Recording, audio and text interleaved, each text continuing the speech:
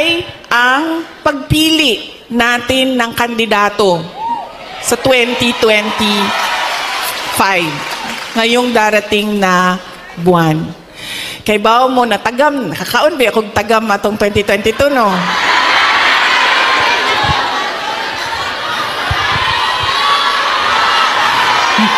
Yan lagi ang, meron pa isang beses, Bisaya, sa Cebu. Ay, sa Cebu ba ito? O sa Cagayan de Oro. Basta, usually kasi pag Bisaya, di ba, diretso na sila istorya, wala na sila break. Wala break. Ana siya sa kong, Inday Sara, anak ko, yes ma'am. Ana siya, nakakaon kag tagam, no?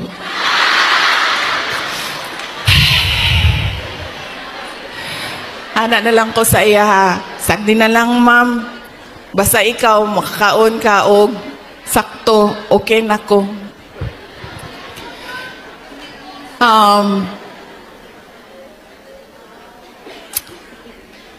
Ayaw ko kasi, masakit sa akin ang sabihin ang sorry sa inyong lahat. I-explain ko na lang. Kasi alam nyo, kahit saan ako pumunta, sabihin ko sa inyo, sa Samar, ito talaga mga maalala ko eh. Samar, Pangasinan, Batangas. Dito sa Mindanao, sure na moingon na siya, moingon na gina sila o imuhaning sala tanan. Wa na nay lali sa Mindanao. Bago lang, saan yun? Bago lang. Parang kahapon ba yun? Ay, kahapon! Kasi dinala ko yung guest ko sa Disneyland. So na ay mga taga Cebu. Ana ang mga taga Cebu. Kibaw ba ka Inday Sara, no? Nabudol ba may tungod nimo?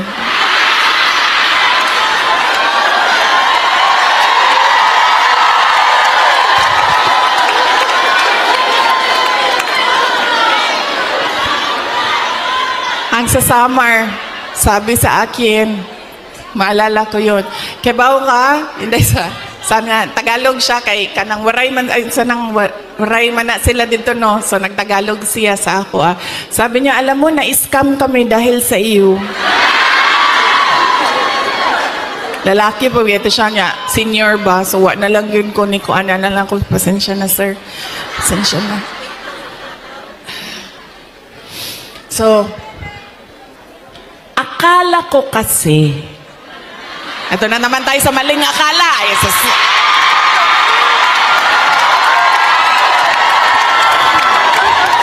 Hindi totoo ito. Akala ko kasi, gusto niya ng mas magandang bayan, mas maayos na Pilipinas kung ano yung pinagdaanan natin noon. Kasi, ang plataforma namin nung tumakbo kami, unity at continuity.